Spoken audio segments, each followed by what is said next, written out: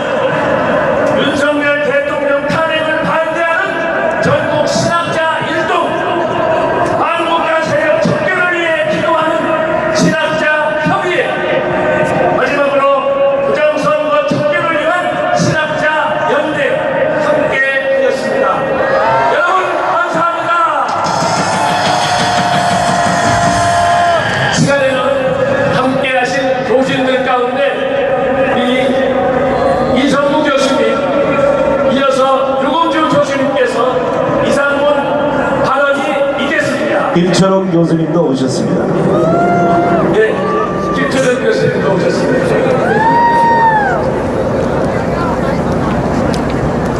전능하신 하나님, 창조주 하나님, 원의 하나님, 성령 하나님의 은혜가 아무래서 대한민국의 목을 주시마 기도하는 이 모두에게 풍성한 은혜를 내려주시기를 기원합니다. 할렐루야. 로마서 8장 28절은 이렇게 말씀하고 있습니다. 같이 한번 읽겠습니다. 우리가 알고와 하나님을 사랑하는 자, 곧 뜻대로 부르심을 입은 자들에게는 모든 것이 한적하여 선을 이루느니라. 아멘. 봄이 옵니다. 봄이 오니 시인이요, 역작가요, 독립운동가요, 심지어 원투 선수에게도 했던, 그러나 대박을 보지 못하고 이 세상을 떠난 대구가 난 대한민국의 위대한 시인 이상화 시인이 질문이 이 법에 다시 나옵니다. 그가 오늘 이 광장에서 여러분에게 묻습니다. 지금은 남의 땅 빼앗긴 배로 봄은 오는가? 봄이 옵니까? 봄은 올 것입니다. 봄은 오고야 합니다. 봄은 바로 이 광장에 있습니다. 여러분이 대한민국의 봄입니다. 우리는 윤석열 대통령을 매기셔봐요. 반성경적, 비윤리적, 반국가 세력,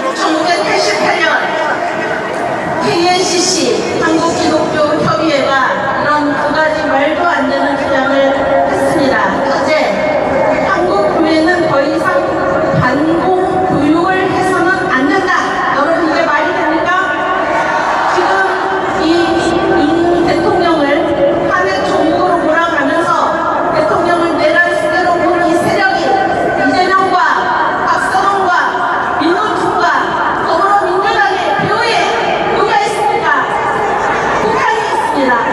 그런데 1988년 한국기독교교회협의라는 한국교회 대표를 자처하는 그곳에서 한국교회는 더 이상 반공 교육을 해서는 안 된다라는 말도 안 되는 주장을 내놓았습니다. 그들의 두 번째 주장은 주한미군 철수였습니다. 여러분, 주한미군 철수를 영광의 통일을 대기업 해체를 자사전에 버젓이 써놓고 이 나라의 대통령 출마한 자가 누구입니까? 이재명입니다. 우리는 아직도 이러한 이 종북 세력, 북한 세력에 의해서 이 나라가 완전히 허물어지고 있는 이 지경에서 건강한 목사님을 중심으로 한국교회가 중심이 되어서 이 나라를 건지기 위해서 이 자리에 나섰습니다. 건강한 목사님은 그러한 한국교회 대표로서 2019년 10월 3일에 관광 국민혁명으로 지금까지 이 국민혁명을 이끌고 계십니다.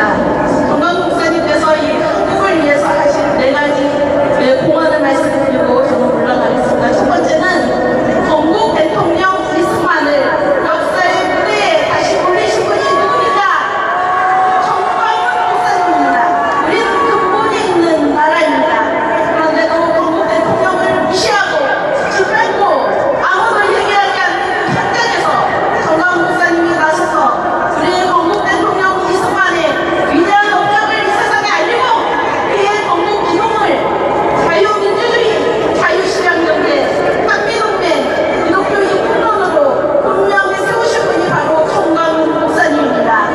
여기 이 자리에 계신 모든 우리도 이 대한민국 건국의 4대 기둥을 공유하면서 이 아름다운 나라를 반드시 끝까지 지켜나가기를 바랍니다. 감사합니다. 네, 고맙습니다.